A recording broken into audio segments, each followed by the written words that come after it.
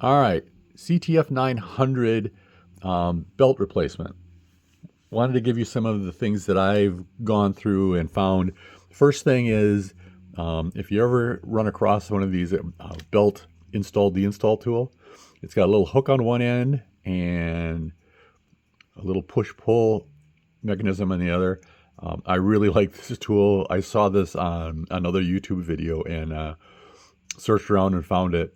I love this tool. This really helps you get into the tight spaces. You know, instead of trying to disassemble everything, you can push pull and things like that. The only thing is it doesn't have real long metal pieces. You can see how it gets thicker here. That's nice for handle. You know, the rubber handle. I actually made a version of it out of a poor man's version, if you will. Sorry the ends. I made my own little, just a piece of wire with the hook for grabber, and then I call this the push pull tool. Anyway, let me talk about this. There are 4 belts. Sorry for the clocks in the back, but there are 4 belts on this deck that need to be replaced. And this idler tire, you can tell it's changed because it's orange. So those are the musts. The pinch wheels, the pinch rollers are also an option.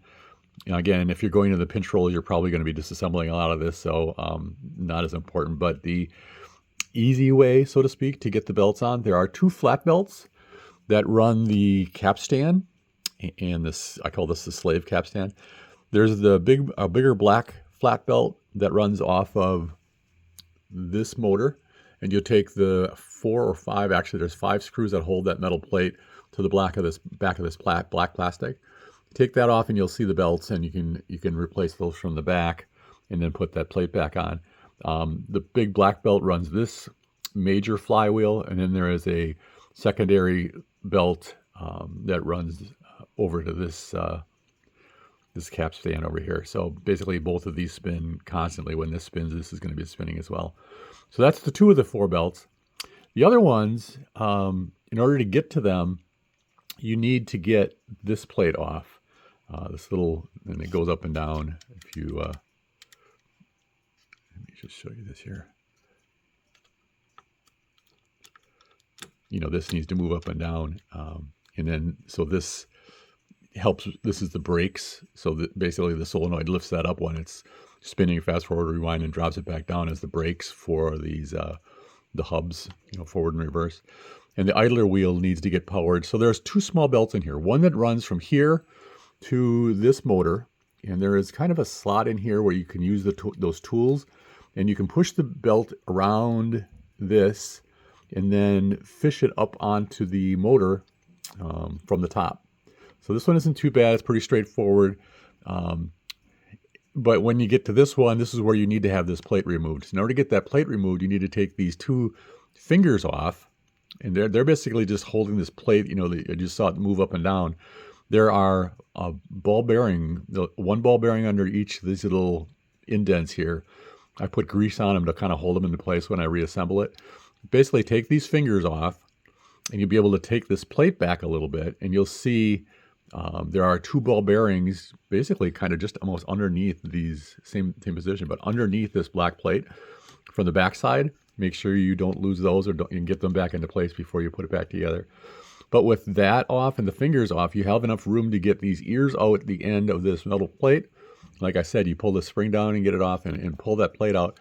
You'll be able to see then that this idler tire gets its power off of a little hub here, and that's where the second belt is.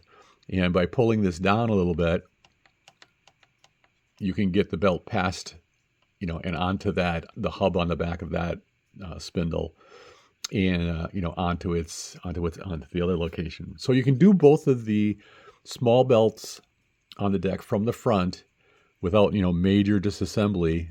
Watch for those ball bearings, like I said. But wanted to pass that along. Both the tools for you know, fishing in from the top and stuff. Obviously, fingers don't fit into the slots that are available here. You don't have a lot of room.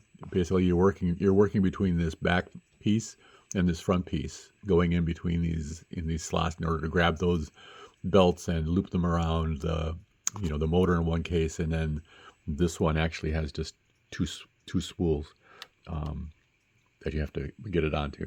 Anyway, wanted to pass that on. Don't want to make this too long, but CT-F900 belts, the tools that helped me do it, and the tricks that I found and warnings that I discovered as far as getting this all back together. Make sure it's all lubed good, because the solenoid that drives all of this and pushes the heads up into the tape and things like that, they benefit greatly from having a well-lubed tape transport. So hope that helps somebody who's working on a CT-F900. 950 I think is pretty close to the same techniques.